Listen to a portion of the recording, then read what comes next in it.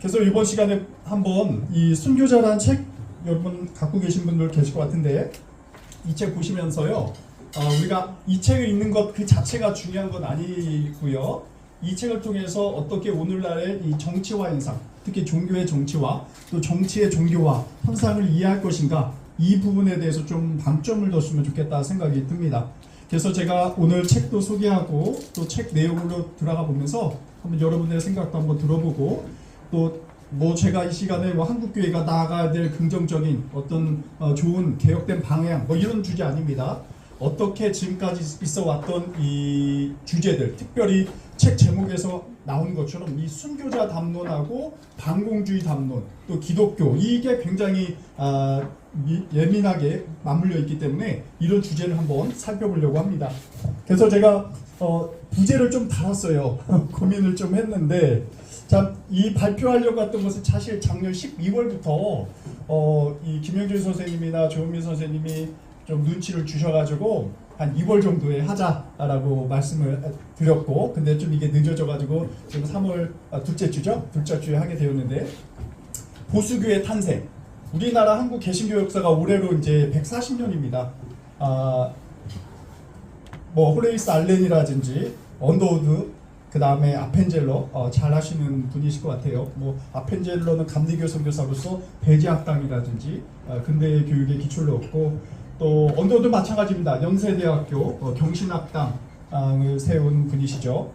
하지만 이제 그 역사를 끄집어 보면 특히 한국전쟁 전후에서 한국 교회가 굉장히 보수화되는 흐름을 갖게 됩니다. 여기에는 한국전쟁과 같은 어떤 공산주의와 또 사회주의의 접촉으로 인해서 그것이 훨씬 더 가중화되는데, 오늘 소설의 주제도 바로 이제 한국전쟁 전후로 한 어찌 보면 냉전의 가장 첨예한 그 순간과 또 평양이라는 공간 속에서 나오는 순교 담론이기 때문에 이 문제를 한번 짚어보도록 하겠고요. 그 다음에 기독교의 정치, 특히 이제 기독교라는 것은 한국의 대부분은요 90% 이상이 다 보수적입니다. 그것은 뭐 굉장히 복잡한 내막이 있는데, 특히 오늘 이제 컨텍스트를 살펴보시면 그거에 대한 좀 실마리를 잡지 않을까 생각이 들어요. 그러면 왜 보수적이게 되었는가? 그에 대한 어떤 정치적인 어떤 스탠스를 여기 이제 순교자를 통해서 이 문학 작품을 통해서 한번 살펴보도록 하겠습니다. 자, 먼저 이제 소설가와 순교자가 어떤 내용을 담고 있는지 여러분 읽어보셨지만 제가 간단하게만 말씀을 드리면서 좀 시작을 하려고 합니다. 먼저 이제 소설 얘기하기 전에 우리 사회 전반의 문제를 한번 짚어보려고 해요. 여러분 언론이라든지 신문 보시면은 탄핵에 대해서 다양한 이슈에 대해서 조명하실 수 있을 것 같아요. 그런데 저는 이제 목사하고 신학자라서 그런지 이 정치 활동을 어떻게 종교적으로 색감을 칠하고 또 종교적인 요소를 갖다 차용하는가, 이 부분에 대해서 좀 관심이 많습니다. 그러니까 제가 1년에 이제 몇 번의 신문을 봤는데 이런 대목들이 있어요. 여기 보면 경향신문에 나온 부분입니다. 국민의힘 박수영 의원이 윤 대통령을 순교자라 불려요. 순교자. 그 감옥에 갇혔을 때 있었던 어떤 마치 정의를 내세우고자 자기 스스로를 희생한 순교자였다라고도 하죠. 여기 왜 오른쪽에 있는 대목을 제가 그대로 따왔습니다. 여기서 이제 세이브 코리아라는 기독교 보수적인 단체에서 운영하고 있는 굉장히 지금 큰 집회를 이끌고 있는 단체입니다. 오른쪽 보니까 저부도한 종북좌파 세력들 처단 좀 하십시다 라고 말씀을 드렸습니다. 대통령께서 저는 들어가지만 남아있는 여러분이 대한민국과 자유민주주의를 지켜달라고 점점점 하면서 마치 순교자처럼 돌아오시지 않으려고 마음먹고 계시다는 느낌을 받았습니다 라는 대목을 이 집회에서 하죠. 여기 제가 이제 좀 여러분 쉽게 이해하시라고 주목하시라고 빨간색으로 좀 처리를 했습니다. 종북좌파 세력, 여기 말하는 것은 사실 흔히 말하는 이제 사회주의, 공산주의 세력을 의미하는 것이고, 또 자유민주주의라는 것은 이제 자유 앞에 자유자가 붙으면 이제 이승만 대통령서부터 이 어떤 자유민주주의에 대한 또 남한에 있는 어떤 국가 체제와 이념과 관련된 부분이고, 또 순교자라는 어찌 보면 순교자라는 것은 기독교 영역에서 보면 성역입니다. 순교자에 대해서 비판한다거나 또 순교자에 대해서 이런저런 주석을 다는 행위는 굉장히 불법스러운, 그리고 불경건한 행위예요. 근데 이런 종교적인 소스를 가지고 이런 집회에서 이야기를 하고 있죠. 자, 다른 기사들도 마찬가지예요. 여기 보시면 순교자 전략 차용한 윤석열과 지지자들은 민주사회의 적, 이런 어떤 좀 비판적인 관점에서 이렇게 순교자라는 용어를 쓰고, 또 오른쪽 보시면 우리는 여기서 순교, 여기 보면 이제 광화문 집회하시는 분들이죠. 이제 보수 시민들, 또 윤석열 탄핵을 반대하시는 분들이 이제 서로들을 이제 순교자가 되길 자처하는 그런 어떤 용감무쌍한 모습을 이렇게 볼 수가 있습니다. 그래서 이런 부분을 어떻게 해석해야 될 것인가? 계속 이제 종교와 정치가 이제 이념이 뭉개지면서 서로 합해지면서 더욱더 큰 시너지를 내고 한국 사회 이제 보수화에 크게 기여를 하게 된 것입니다. 자, 오늘 소설 들어가기 전에 소설가부터 확인하는 것이 중요하겠다 보여집니다. 이제 1632년 함흥에서 태어나셨고요. 그 다음에 이제 목포와 서울대에서 공부하시고 또 한국 전쟁에는 장교, 통역 장교로 일을 하십니다. 그만큼 언어적인 부분에 이제 어려서부터 탁월함을 보이셨다라고 보여집니다. 그리고 당시 이제 한국 전쟁 때 통역 정치라고 보통 얘기도 하는데 이것은 이제 미군 정신이 있어 왔죠. 그래서 이제 이 어떤 기독교인과 또 군대, 그 다음에 전쟁, 이것이 굉장히 맞물려 있는 그런 긴밀한 관계에 있는 부분이기도 합니다. 그리고 55년에는 도미해서 미국에서 이제 미들버리 대학에서 공부하고 또 여러 학교에서 공부한 다음에 마지막에는 하버드에서 이제 석사학위를 취득하게 됩니다. 참고로 말씀드리면 이 순교자라는 소설의 근본은 원래 석사학위 논문을 기반으로 해서 작성된 책이라고 합니다. 그리고 60년에 이르러선 덴마크계 미국 여성과 결혼하고 또 미국 시민권도 취득을 하고요. 또 64년에는 순교자를 시작으로 해서 다양한 작품을 발표하게 됩니다. 그리고 이제 한국에 이 책이 우리말로 번역된 이후에 바로 한국에 와서 강연을 하게 돼요. 그때 이제 적대적인 양가 감정을 굉장히 많이 좀 비판도 받고 또 찬사도 받고 하는 경향도 있게 됩니다. 그에 대해서는 제가 잠시 후에 설명을 드리도록 하겠고요. 2009년 암투병으로 미국에서 별세를 하게 됩니다. 근데 제가 이제 이 책이 나온 것이 1960년이거든요. 그때 중요한 미국의 좀 사상적인 흐름 변화가 있습니다. 그것이 말로 뭐냐면은 원래 미국이라는 것이 기독교적 토대 속에서 세워진 국가이기 때문에 뭐 종교가 국교가 기독교는 아니지만 기독교가 지배적인 역할을 하고 있죠. 요번에 트럼프 대통령이 대통령 취임할 때도 성경 위에 손을 얹어놓고 선서할 정도로 그만큼 기독교 문화적인 내용이 다 깔려져 있습니다. 근데 1950년대와 60년대 최고 그 어떤 신학적이고 사상적인 변화가 뭐냐면 신죽음의 신앙이라는 것이 등장을 했어요. 하나님은 계시지 않는다 라는 것이 아니라 하나님은 죽었다예요. 그러니까 이게 무신론자들이 하는 얘기가 아닙니다. 기독교인이라든지 기존에 철저하게 기독교 신앙을 갖고 있던 사람들이 당시 상황, 냉전이라든지 급격하게 변화하고 있는 미국 사회 현실을 복격하면서 전혀 개입하지 않는, 정의를 보고도 말하지 않고 또 침묵하고 하는 그 형태에 대해서 하나님은 이제 죽었다라는 굉장히 비판적이고 자성적인 목소리를 내게 돼요. 그래서 많은 그리고 철학자들도 달려듭니다. 그간에 뭐 실존주의 철학자들이라든지 또 이제 이 책 앞면에 보시면은 이제 헌사 비슷하게 이 김은국 씨가 내는데 이 알버트 카미의 영향을 많이 받게 돼요. 카미도 이제 무신론자이면서 사실 유신론자이긴 굉장히 이제 애매모호한 형태를 갖고 있긴 한데 김은국 씨도 마찬가지입니다. 김은국도 순교자라는 책을 써서 어찌 보면 이게 굉장히 기독교적인 작품인가? 순교자를 미화하고 호교론적인 것을 설파하기 위한 책인가? 라고 보실지 모르겠지만 딱 첫 장을 띄는 순간부터 그게 아니다라는 것을 좀 기독교의 기존적인 토대를 좀 흩어버리는 그런 시도를 하지 않나 라고 볼 수가 있겠습니다. 그래서 중요한 것은 그런 신죽음의 신앙이라든지 그 사상이 펼치면서 뭘 얘기하냐면 그러면 어떻게 우리가 희망할 것인가? 이 희망에 대한 주제가 신에서 어디로 가냐면 인간으로 갑니다. 까미도 굉장히 인간 중심적이고 휴머니즘적인 내용의 책들을 많이 내고 있죠. 이 김은국 씨도 이 소설을 관통하는 하나의 주제가 있다면 하나님이 죽은 시대에서 우리의 희망, 절대적인 믿음은 무엇이어야 하는가에 대해서 질문을 던지고 책을 써 나가게 됩니다. 그리고 그 콘텍스트는 바로 한국 1950년에 있었던 한국 전쟁을 기반으로 해서 또 장소는 평양이라는 공간에서 이 이야기가 전개가 되는 거죠. 그래서 이제 석사학위로 제출된 소설을 다듬어서 순교자가 나오고요.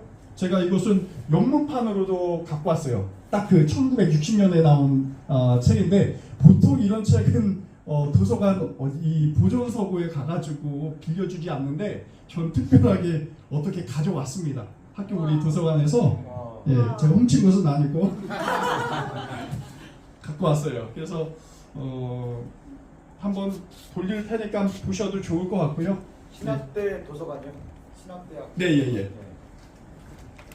이사벨 쌤도 영문을 읽으셨다고 했는데 책을 어디서 구하셨어요? 나 이북으로 이북으로 입사 인터넷. 아, 이북으로요? 예, 아마존이나 뭐 이런데 이북으로도 나오겠죠. 그래서 이게 20주 연속 베스트셀러를 합니다. 굉장히 크게 미국 내에서 자국에서 크게 영향을 받죠. 왜냐하면 이때 말씀드린 것처럼 냉전이었고 이런 전쟁 문학에 대한 관심도가 굉장히 최고조에 올랐던 때고 또 그 이유지만은 베트남 전쟁이라든지 미국이 이제 공산주의와의 대결, 승공이라든지 멸공 이런 슬로건이 굉장히 많이 미국에서뿐만 아니라 한국에서도 있었기 때문에 이런 주제들의 소설이 각광을 받게 됩니다. 그리고 10여 개 언어로 번역이 되고요. 그리고 재미있는 것은요. 오른쪽 포스터 보시면 이게 1965년 6월에 개봉된 유현목 감독의 순교자라는 영화입니다. 이게 저도 봤는데요. 이게 흑백 영화예요. 흑백 영화여가지고 굉장히 약간 좀 답답하긴 해도 그나마 인내심을 갖고 봐야 될 좀 것 같아요. 하지만 이제 당시로서는 굉장히 작품성이 있는. 그리고 또 찾아보니까 1980년에 칼라로 해서 또 이 드라마로 제작이 되어 있더라고요. 그래서 유튜브에 있습니다. 한번 소설 못 보신 분들은 유튜브를 통해서 영상으로도 감상하셔도 좋겠다라고 생각이 들어요. 그만큼 뭐 다양한 장르로 연극, 오페라로 제작이 되면서 이 순교제에 대한 중요한 어떤 확산의 계기가 되는 것 같습니다. 자, 그리고 이제 순교자와 관련해서 문학적으로 논쟁이 굉장히 많아요. 이게 한국 문학이냐, 미국 문학이냐. 근데 뭐 그런 논쟁까지 이 시간에 할 필요는 없을 것 같고요.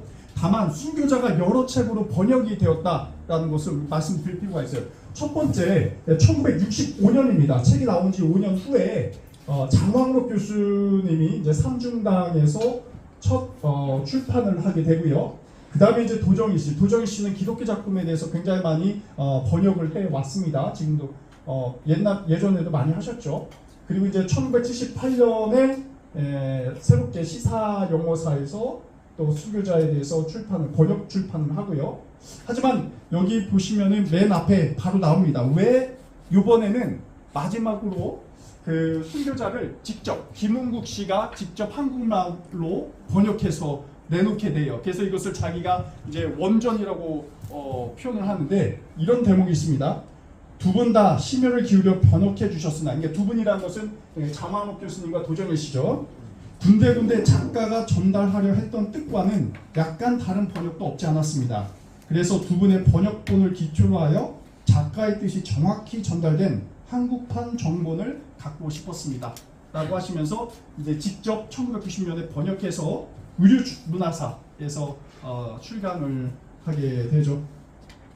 그만큼 이제 한국 문학에 있어서도 이 순교자라는 책이 갖고 있는 어떤 위상이 높다는 것을 알 수가 있습니다.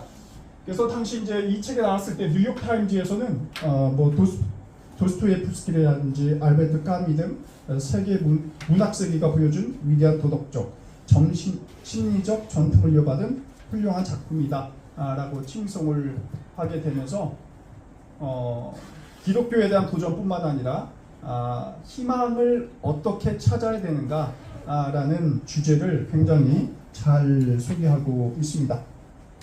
자, 근데 이제 영문판을 보시면요, 굉장히 이게 원래는 순교자가 아니에요. 더 마터드입니다.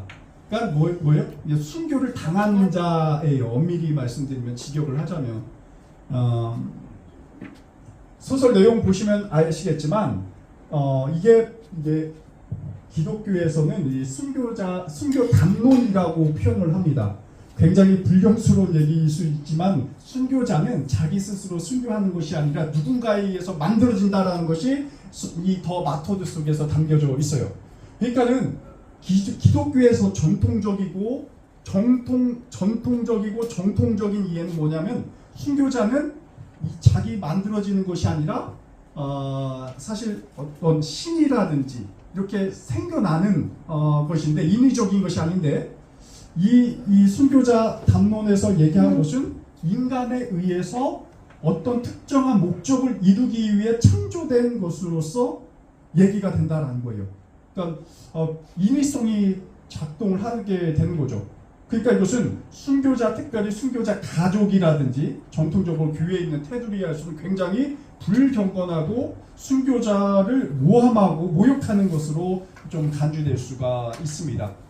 그래서 제가 아까 전에 말씀드렸는데 1960년대 초에 이 리차드 김은국 씨가 한국에 와서 서울대에서 강연을 했을 때 많은 기독교 단체들과 굉장히 많이 반발을 하고 이에 대해서 불만을 토로했다고 해요.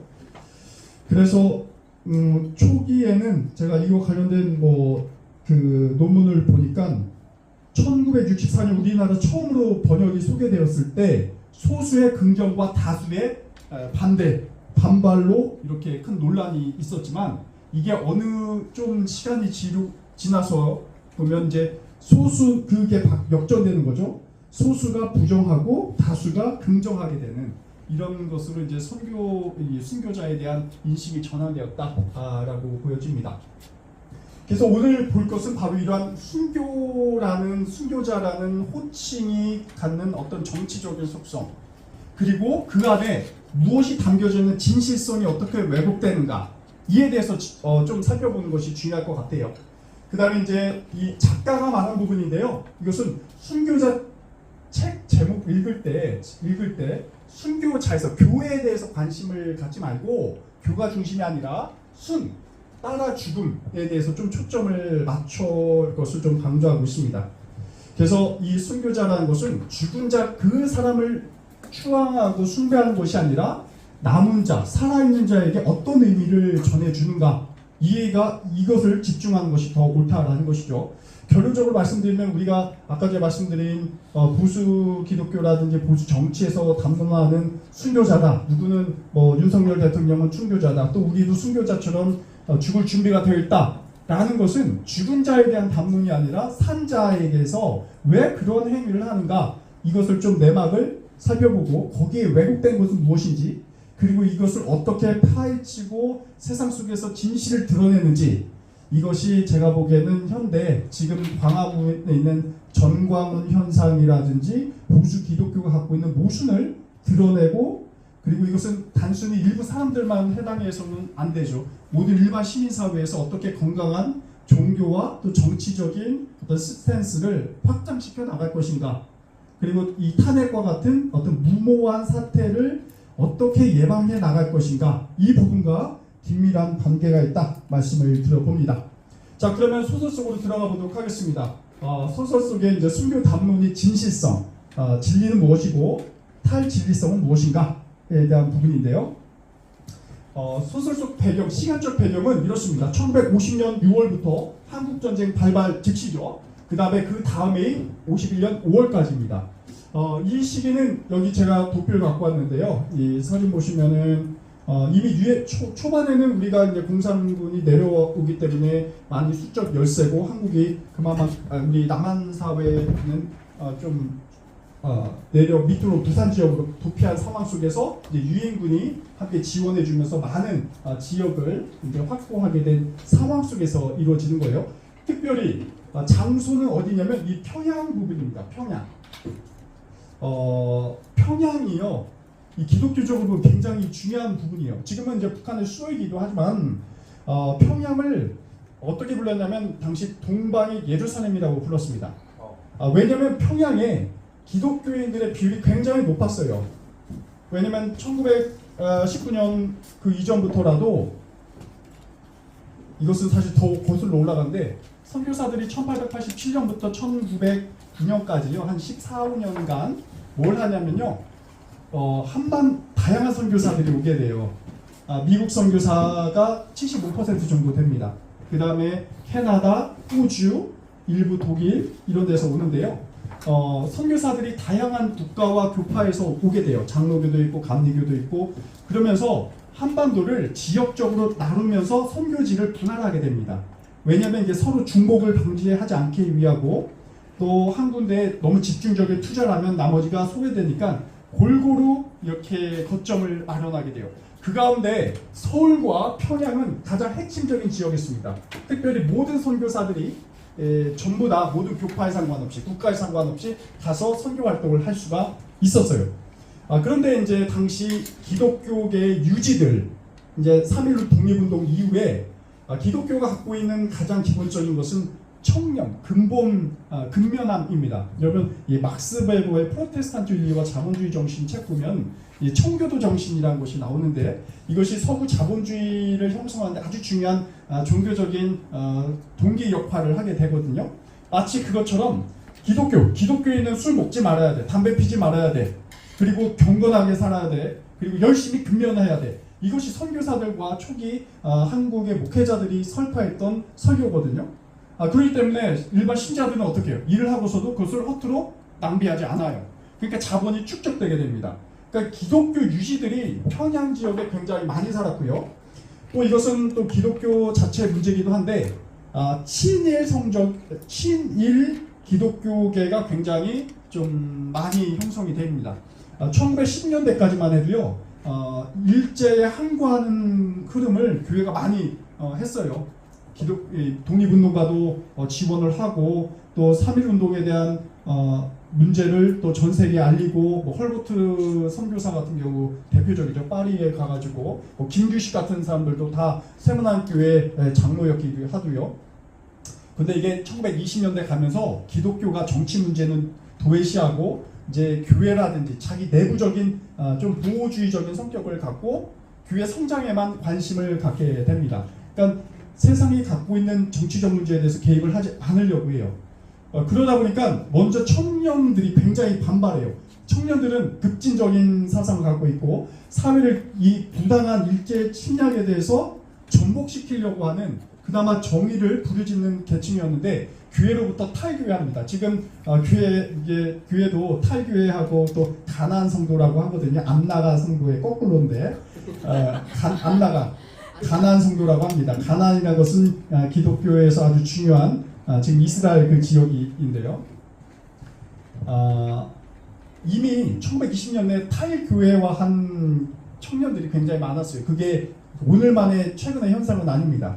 그러다가 1925년경에 우리나라에 사회주의 사상이 들어오게 되어 만주를 통해서 1917년 러시아 혁명이 성공을 거두고 그것이 물결 따라서 중국과 그 다음에 한국에 그리고 이 공산주의 세력이 한국의 이제 독립운동을 굉장히 크게 지원을 했기 때문에 많은 청년들이 교회 나온 청년들이 공산주의로 가게 됩니다.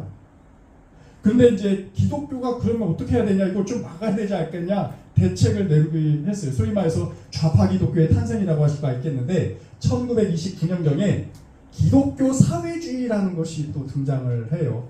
그러니까 어떻게 하면 우리 기독교라는 것을 원래 국가 어떤 그 정의에 대한 문제, 공의에 대한 문제를 해소하는 중요한 기관인데 이것이 그냥 꼭 입만 닫아서는 되지 않겠냐. 그래서 이 기독교 사회주의 계열이 독립운동도 참여하고 일본에 대해서는 굉장히 큰 게 탈시민주의 운동을 전개하죠.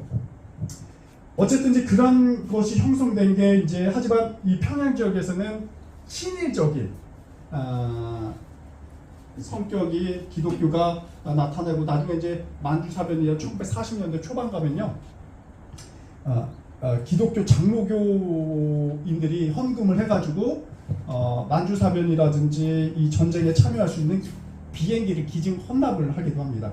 그 교회 종탑 떼다가지고 그거 다 이제 군사 무기 만드는 데 지원을 하고요. 그 정도로 기독교가 일제 말기에서는 친일적인 속성을 굉장히 많이 지녔습니다. 그런 공간이었어요. 그런데 문제는 이 공산주의 세력과 기독교는 사실 굉장히 반발력이 큽니다. 뭐 기독교 사회주의가 있다 하더라도 1930년대 가면요, 공산주의 세력은 기독교, 여기는 기본적으로 무신론, 물신 어떤 그다음 유물 사상을 좀 더 강조해 있기 때문에 유신, 그리고 기독교라는 것은 제국의 종교이기 때문에 그 서구 우리 한국이라든지 피식민지를 지배하기 위한 정신적인 식민화하는 세력이라고 봤습니다. 그러니까 기독교를 축출해야 되는 것이죠. 그런 과정에서 이 해방 직후에 많은 사람들이 공산당에 의해서 기독교 평양에 있는 기독교인들이 침략받고 월남하게 됩니다. 그들의 어떤 삶도 어느 정도는 이해가 가요. 왜냐하면 무조건 다 친일하거나 해서 재산을 축적한 것이 아니라 정말로 근면에서 재산을 모은 사람들이 있기 때문에. 근데 이게 1946년에 이 북한에서는 토지개혁법을 시행하면서 모두 다 이제 다 축출하게 되죠. 그리고 그 얻은 재산을 가지고 이제 나눠주게 되는데요. 그리고 그 남은 사람이 어디로 갑니까? 종교도 인정하지 않고 재산도 다 빼앗으니까 월남하게 되는 거예요. 그래서 형성된 것이 영락교회, 그 다음에 제가 소속된 교단인 경동교회, 이런 교회, 그리고 대부분의 사실 월남민들은 이 반공주의 사상을 통해서 형성된 교회예요. 그리고 반공주의일 수밖에 없어요. 왜냐하면 기독교 신앙의 자유를 인정하지 않으니까 그렇습니다. 그런 상황 속에서 이 사태가 벌어지게 되는 것이죠. 북한의 이제 목사들을 당시 이제 남한에 있었던 사람들을 다 강제적으로 잡고 아니면 종종 처형하기도 했는데요. 여기 소설 속에서도 목사, 북한의 특히 평양 지역에 있었던 목사 14명 중 12명이 피살되고 나머지 2사람이 살고 있었던 상황이죠. 특히 그의 이름이 신목사와 한목사입니다. 그래서 이 2사람이 평양에 남아서 살고 있는 상황 속에서 사람들이 생각한 거예요. 교인들도 그렇고요. 그리고 우리 이 북극 인민군 아닌 일반 우리 군대도 그렇게 생각했죠. 야, 북한군에 있으면 원래 죽어야지, 기독교이면 처형당해야지, 그게 정상인데 왜 이 2사람은 어떻게 살았을까? 여기부터 이제 추적을 하면서 그 원인을 밝혀내려고 합니다. 그래서 세 번째 질문이 그렇습니다. 12명이 다 죽는 상황 속에서 어떻게 2명이 살았을까?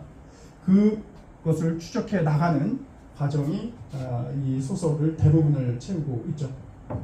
왼쪽 보시면 이제 유엔군의 평양 점령시의 모습입니다. 뭐 다 폐허가 됐고 교회 일부 지역만 좀 남은 것을 좀 볼 수가 있어요. 그리고 이제 전쟁 초기 북이 우세했지만 이제 역전돼서 남쪽의 군대가 평양에 입성한 상태.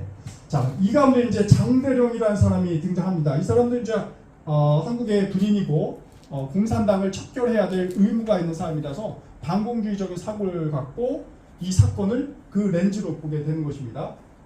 그래서 살해된 목사들에 대해서 접수를 해요. 그리고 이 사람들은 굉장히 위대하다. 공산주의 기독교에서는요, 종교적인 목적으로 인해서 죽은 사람도 순교자라고 하지만 우리 한국의 역사 속에서 보면 일본에 의해서 일본의 신사참배를 거부한 사람도 순교자라고 하고요. 또 공산당에 의해서 처형된 사람도 이념적으로 죽은 사람도 순교자라고 합니다. 어쨌든지 이 순교자 만들기를 하려고 이제 준비 작업을 하게 됩니다. 왜냐면 이 반공주의 영웅이다라고 하면서 자유신문 일면에 합동 추도 예배 준비를 할 것을 기획을 하죠. 그래서 여기 보시면 이렇습니다. 육군 방첩대의 발표에 따르면 12명의 북한 기독교 목사들이 전쟁 발생 수시간 전인 6월 25일 새벽 북한 인민 정권의 비밀 경찰들에게 살해됐다는 확증을 갖고 있다고 합니다. 이들은 모두 반공이라는 혐의로 빨갱이들에게 체포되었습니다. 그리고 평양 비밀 경찰이 살해했습니다. 이에 우리들은 평양의 기독교 각 종파를 대표하여 이들 12명의 순교자들을 추도하기 위한 합동 예배를 준비키로 했습니다. 이 때문에 이제 군대에서도 움직이고 이제는 평양에 있는 기독교, 월남하지 않고 그대로 남아있는 사람들, 이 사람들도 이 순교자들에 의해서 이제 추도하기 위해서 이제 모임을 가지려고 하죠. 근데 이제 문제점이 이 두 인물이에요. 신목사와 한목사. 당연히 어떻게 생각하겠습니까? 배교했다라고 하겠죠. 살아남았다는 것은 기독교를 부인하고 살아남은 거예요. 근데 그게 과연 진실일까? 사건이 어느 정도 진행하다 보니까 이 북한 평양시 비밀경찰 소속 정소자가 체포되게 됩니다. 그리고 이 사람 신문하게 되면서 이 두 사람이 어떻게 살았는지 이에 대해서 설명을 하기 시작을 했어요. 자, 그 대목이 바로 여기 있습니다. 정소자가 얘기하는 거예요. 여러분, 당신들의 위대한 순교자들이 어떻게 죽었나 알고 싶다고 했어. 내가 당신네들 그 위대한 순교자들이 꼭 개처럼 죽어갔다는 얘기를 들려줄 수 있게 된 것은 큰 기쁨입니다. 그들은 살려달라 아우성을 치고 자기네 신을 부정하고 동료들을 헛듣는 그 꼬락서린 과연 보기만 해도 즐거웠어. 그들은 개처럼 죽은 거야. 개처럼. 알겠어?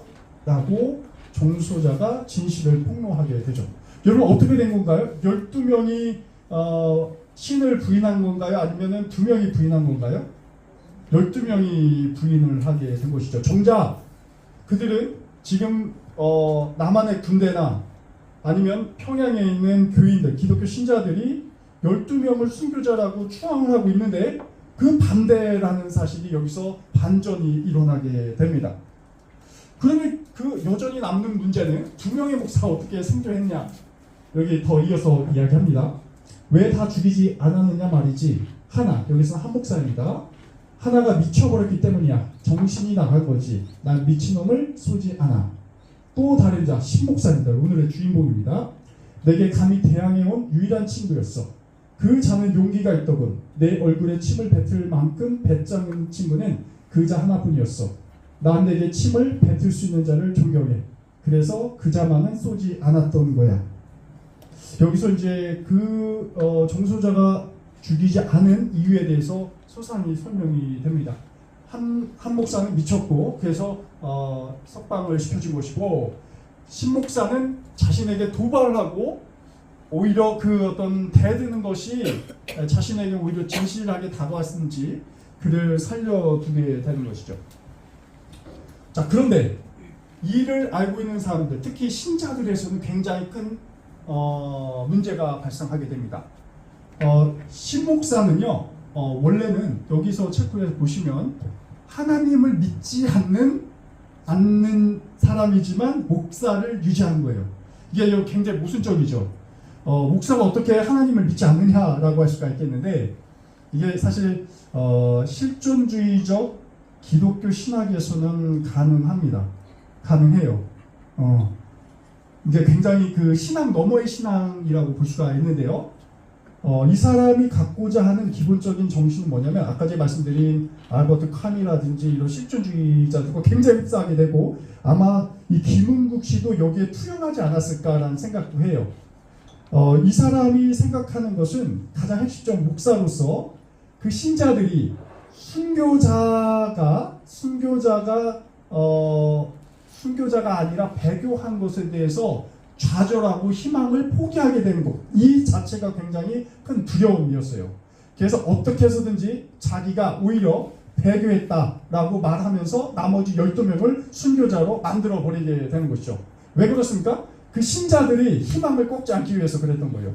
만일 신자들이 그랬다면 말씀드린 것처럼 굉장히 보수적인 신앙을 갖고 있기 때문에 때로는 자기 스스로 신앙을 거부하고 기독교를 버리고 떠나고 정처 없이 살고, 또 어떤 의미에서 의미 없이 살아갈 것에 대한 그 어떤 두려움과 공포를 신목사는 이미 막고자 했던 것이죠. 그래서 자기가 오히려 배교자가 되고 자기가 신을 부인해서 살아남았고, 나머지 12명의 목사들이 서로 신앙을 변절하지 않고 그대로 죽었다라고 얘기를 하게 됩니다. 그래서 이렇게 보죠. 여러분, 여기 보면 이제 평양에 있는 신자들입니다. 죄에 대해 얘기를 들어왔습니다. 우리 순교자들을 배반한 사람은 바로 나, 신목사였어. 여러분이 알다시피 공산주의자들은 목사 14명을 잡아두었고 나도 그 중에 하나로 끼어 있었습니다. 그들은 우리의 순교자들을 고문했습니다. 하지만 나는 허약한 자였어. 나는 패배했고 악의 세력 앞에 굴복했어. 여러분의 순교자들은 결코 패배하지 않고 고문을 가하는 자들에게 저항했습니다. 그러나 형제들, 나는 그럴 수가 없었고 그렇게 하질 못했습니다. 스스로 예수를 팔아보는 유다처럼 유다가 되기로 작정을 하게 된 것이죠. 여기서부터 진실과 거짓이 완전히 전복되게 됩니다. 그러면서 이제 신목사의 어떤 무신론적인 신앙, 이대위가 있습니다. 여기도 이제 남한의 이제 군인이기 때문에 이대도 이제 반공주의자였고 자꾸 이제 신목사를 회유해가지고 그걸 묻어버리려고 하는 그런 작업을 하려고 해요. 그러면서 이제 신앙에 대해서 이런 얘기를 합니다. 신앙이라기보다는 어떤 측면에서 진실에 대한 이야기인데요. 당신의 신이건 어떤 신이건 세상의 모든 신들은 도대체 우리에게 무슨 관심을 갖고 있습니까? 당신의 신은 우리의 고통을 이해하지도 않을 뿐더러 우리의 비참, 사류, 굶주린 백성들 그리고 그 많은 전쟁임의 끔찍한 일들과는 애당초 아무 상관도 하려 하지 않습니다. 당신의 12명의 목사들은 아무 이유 없이 도륙당했습니다. 당신의 신은 그렇게 무관심할 수가 없습니다. 이 대목은 아까 전에 말씀드린 그 어떤 작가가 이 김은국 작가가 어떤 실존주의적 철학을 담아서 말씀한 이야기 화자를 이대위에 대입하는 것으로 볼 수가 있습니다. 그러니까 신이 없다. 아까 전에 말씀드렸죠. 1950년대와 60년대 미국에서 있었던 신죽음의 신앙 그 사조가 이 이대위의 말 속에 그대로 전해지게 되는데요. 하나님은 이제 죽어버렸다. 왜냐하면 하나님이 정말 위대한 신이라면, 정의로운 신이라면 이런 탄핵과 같은 불이한 문제를 드러내고 오히려 적극적으로 교통정리를 해야 되지 않냐. 또 이 문제, 정치적인 문제뿐만 아니라 우리 사회에 갖고 있는 여러 다양한 재반 문제들. 그런데 오히려 교회가 그런 것에 눈을 감고 불의에 손을 맞잡고 하는 모습을 어떻게 해석해야 되냐. 이것은 신을 죽었다 할 수밖에 없다라고 이대위는 얘기하는 것이죠. 신목사도 동의합니다. 이대위 나도 괴롭소. 평생토록 난 신을 찾아 헤매왔소. 그러나 내가 찾아낸 것은 괴로움과 죽음, 냉혹한 죽음 속에서 완전히 벗어나지 못한 인간뿐이었소. 아무것도 없소. 아무것도 하면서 신이 주지 못하는 신의 어떤 무능함에 대한 인식, 또 여기서 그러면 어떻게 해결해야 될 것인가에 대한 그 방법을 이제 찾아내야 되겠죠. 그것이 바로 환상이라는 희망입니다. 이게 거짓이죠. 거짓을 통해서 희망을 주는 거예요. 우리는 보통 이제 진실을 통해서 희망을 주는 것이 바르다라고 생각을 하겠지만 신목사의 그 어떤 태도는 좀 다릅니다. 거짓말을 함으로써 자기가 배교자가 배교했던 사람이 순교자가 됐다라는 그 거짓된 프레임을 가지고 희망을 주게 돼요. 여기 보시면 이렇습니다. 신목사가 이렇게 얘기를 해요. 날 좀 도와주시오. 내가 내 백성을 불쌍하고 고통받는 내 교인들, 전쟁과 굶주림과 추위와 질병, 그리고 삶의 피곤 앞에 고통받는 사람들을 사랑할 수 있게 도와주시오. 우린 그들에게 빛을 보여주고 그들을 기다리는 영광과 환영이 있다는 것, 그리고 하나님의 영원한 왕국에서 마침내 승리를 거둘 것이라는 확신을 줘야 합니다. 이게 뭐냐면 순교자 담론입니다. 순교자. 그러니까 거룩하게 하나님의 말씀을 지키고 배교하지 않고 순수하게 살아갔다. 신앙을 지켰다라는 그 것만은 신목사가 파괴하고 싶지 않았던 거예요. 신은 부정하거나 설령 신을 그 희망적인 신에 대해서 부정을 할지라도 자신은 그러고 싶지 않다라는 거죠. 그래서 이대위가 반문합니다. 희망이라는 환상을 준답니까? 그러면 당신의 절망은 어떡하고 말입니까? 그건 나 자신의 십자가요. 나 혼자 그걸 짊어져야 하오. 오히려 여기서 보시면 우리가 좀 답을 얻을 수 있을 것 같아요.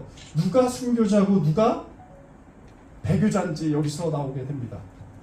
오히려 신목사가 배교자가 아니라 진정한 순교자는 아닐까 생각이 들어요. 왜냐하면 순교자라는 것은 아까 말씀드린 것처럼 죽은 자를 위한 담론이 아니라 산 자를 위한 거거든요. 살아갈 순교자인 살아있는 순교자는 신목사라고 볼 수가 있겠습니다. 그래서 이게 기독교에서 굉장히 논란이 있어요.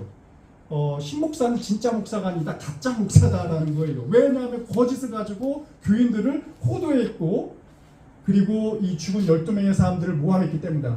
2번 죽인 것이다라고 간주를 하게 된 거죠. 하지만 우리가 보면 진실은 누구에 있냐 할 때 신목사 편을 들어줄 수밖에 없게 됩니다. 그는 마치 자신을 희생 제물로 삼아서 교인들에게 희망을 주고 싶어 했던 것이죠.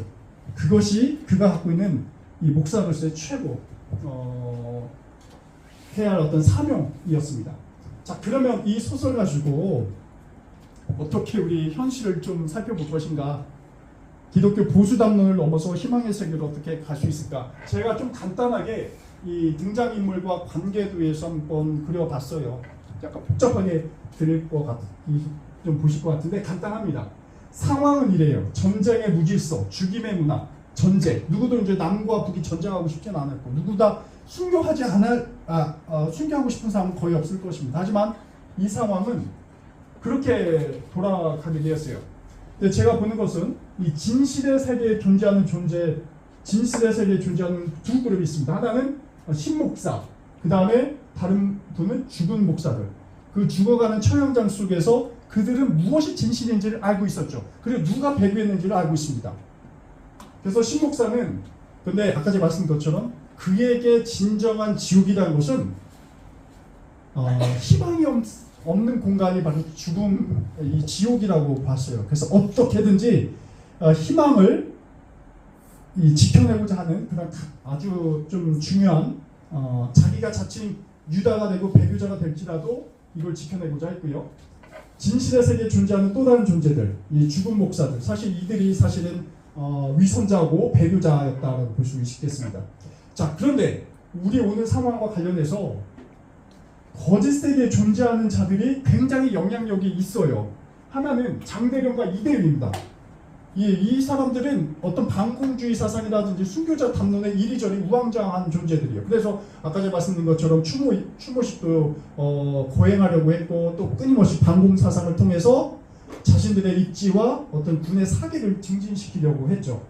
자, 그리고 또 다른 거짓 세계에 존재하는 분들이 있습니다. 일반 목사, 그리고 평양에 살고 있었던, 거주하고 있던 교인들, 신자들입니다. 이 신자들은 어떤 주체적인 어떤 신앙이라든지 판단할 능력이 없는 존재로 묘사가 됩니다. 그냥 지도부라든지 누군가 목사라든지 이런 사람들에 의해서, 말에 의해서 부안해동하기 쉽고, 그것이 맞나 틀리나에 대해서 별 관심이 없어요. 순교자, 그리고 순교의 담론, 순교자가 됐다라는 것 그 자체만으로도 가타부타 이의를 제기하지 않습니다. 왜냐면 그렇게 교회 생활을 해왔고, 죄송하지만 기독교분 계신지 모르겠습니다. 근데 이 얘기가 사실 또 중요할 것 같아요. 제가 결론부에 다시 한번 말씀드리겠습니다. 이런 신자들, 순교자 만들기에 의해서 그냥 넘어가는 존재들이죠. 그러면서 서로 의심과 또 때로는 절대적인 믿음, 이를 서로 갖고 있습니다. 그래서 이쪽에서는 거짓 세계에 존재하는 군인들은 반공주의 신앙을 통해서 죽은 목사들이 진정한 신앙이었다라고 잘못 알고 있고, 또 여기 보시면은 진실된 세계, 신목사와 이 군인들과의 관계는 생존에 대해서 의심하고 비방을 하죠. 신목사에 대해서 너가 진짜 잘못하고 배교했다라는 것이고, 또 여기 보시면 그 오른쪽 보시면 신목사는 신자들에게 희망을 주고, 신자들은 신목사를 배교자로 낙인 찍는 이 어처구니 없는 상황, 모순된 상황이 등장하고요. 또 마지막 신자들은 죽은 목사들을 성자로, 순교자로 호칭하고, 거짓이지만 깨어있지 않으려는 그 우둔한 형태에 대해서 이 소설은 그대로 노출시키고 있죠. 그래서 당시 한 5가지 카테고리 속에서 그 신자들의 문제를 한번 짚어보려고 해요. 이것은 오늘날 광화문에 있는 분들, 특히 기독교인들, 아까 그리고 이제 청년 우파의 탄생, 이런 것과 같이 연결된다 보여집니다. 반공주의는 곧 신앙이고 순교다라는 거예요. 이것은 철저하게 깨질 수 없는 부분입니다. 기독교에서는. 이건 뭐 진보 교단도 있잖아요. 좌파 기독교라 할 수 있는 거, 뭐 이런 것은 좀 그렇게 좋은 표현은 아니지만 진보적이고 그나마 이 탄핵에 대해서 찬성하는 입장을 갖고 있는 좀 기독교인들도 굉장히 이 반공주의에 대해서 자유롭지 못합니다. 반공주의는 신앙이에요. 왜냐하면 공산주의 체제가 과연 기독교 신앙을 보여주는가, 자유롭게 종교의 자유를 보여주냐 할 때 북한만 봐도 그런 부분이 좀 어렵죠. 이제 종교의 자유가 보장되지 않으니까요. 그리고 이제 반공주의와 기독교의 역사적 충돌이 굉장히 많이 있었습니다. 이제 신자들의 내면화 부분이에요. 그래서 이 체제 문제, 이념 문제 이런 것은 교회 내에서 굉장히 이제 친미적이고, 그리고 여러분 보시면은 이 보수 집회에 보시면은 태극기뿐만 아니라 어떤 국기가, 성조기가 있고요. 또 하나 이스라엘 국기가 있죠. 사실 기독교와 이스라엘 이스라엘 유대교 이게 적대적인 관계인데 종교 대통합 대화합이 그런 곳에서 사실 여러분 이 기독교 이 진보적인 기독교에서 그렇게 노력을 해왔거든요. 우리는 종교적인 것에 갇힐 것이 아니라 예수님도 유대인이셨고 같이 종교적인 차원을 넘어서 교리적인 것을 넘어서 화합하고 지구의 어떤 세상의 평화를 위해서 같이 노력하자 이건데, 그리고 보수 기독교는 유대인은 어때요? 이거 적대적이거든요, 굉장히. 그런데 유대교 이 이스라엘 성조기, 미국의 이스라엘 국기, 그 다음에 성조기, 그 다음에 우리 대한민국 국기를 전부 다 한데 모아둔데 굉장히 좀 아이러니하고 웃긴 장면이 연출이 되고 있습니다. 그래서 이 반공주의 피해자들은 곧 순교자다라는 인식, 이런 것이 다 이제 신자들 안에 있고, 또 순교자 담론, 이것이 신자들의 동물의 우상 하나에 갇히게 되게 됩니다. 그래서 교회가 지금까지 좀 잘못해왔던 것은 신자들이 갖고 있는 어떤 의식과 주체적인 의식, 그 다음에 희망에 대한 것을 밸런스 있게 해줘야 되는데 그것을 주입하고 그것을 때로는 가스라이팅하고 그런 부분은 현재 이제 보수화된 교회일수록 그런 경향이 없지 않아 있습니다. 그래서 중요한 것은 이런 시기 속에서 진리를 누가 말할 것인가에 대한 부분이에요. 김병길이라는 작가가 이렇게 얘기합니다. 신목사를 평하되 그는 부활한 예수의 재현과 같다. 예수라는 말이 여러분 이제 기독교인이 아니시라면 진리라는 말로 대체하셔도 좋을 것 같아요. 성경에서 나오는 예수라는 것은 진리이고 지혜고, 이게 다 동의어입니다. 진리, 그리고 빛이라는 뭐 예수는 빛이요 이런 말 있죠. 또 길,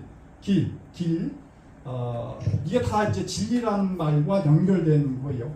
그래서 신목사는 진리의 재현과 같다. 그러니까 스스로 십자가를 진 것처럼 자기가 스스로 배교자가 돼가지고 신도들로부터 무한대로 비난을 받겠죠. 뭐 견딜 수 없는 비난을 받겠습니다. 거의 매장당하는 건데 교회에서 그것을 감수하고 스스로 진실을 바꾸게 되는 것이죠. 그래서 신목사가 궁극적으로 관심 갖고 있었던 것은 희망이었다라는 것을 또 이야기하고 있습니다. 마지막으로 우리 시대 이 소설을 좀 작품을 대입해 보려고 해요. 진실의 세계에 존재하는 두 그룹이 있습니다. 신목사, 이것은 이제 좀 이번에는 신목사에 대해서 좀 긍정적으로 지지하는 입장에서 말씀을 드리면 진실을 쫓는 자였다. 그리고 진실을 말할 수 있는 자였다. 누가 희망을 말할 것인가. 이것은 참 신목사가 거짓을 말하고 진실을 말하고 그것이 중요한 게 아니라 무엇을 추구했냐라는 것이 중요하거든요. 그래서 누가 희망을 말하고 있는가에 대한 부분입니다. 또 다른 부분입니다. 진실의 세계한 존재, 죽은 목사들과 교인들, 누가 거짓을 재생산하는가. 지금에서도 이제 아주 극우적인 어떤 개신교 집단에서는 진실을 자꾸 다른 걸로 이제 윤색하려고 하고 다른 것을 끌어다 와서 그 본질에 대해서 좀 회피하려고 하죠. 둘 다 이제 진실에 있습니다. 뭐가 선한지는 알아요.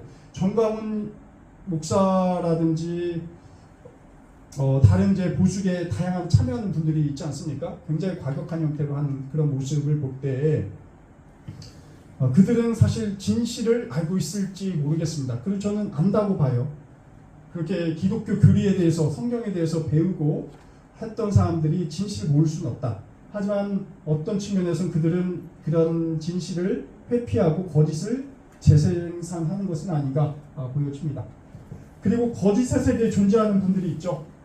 보수 정치인과 세속의 이념들이라고 할 수가 있겠습니다.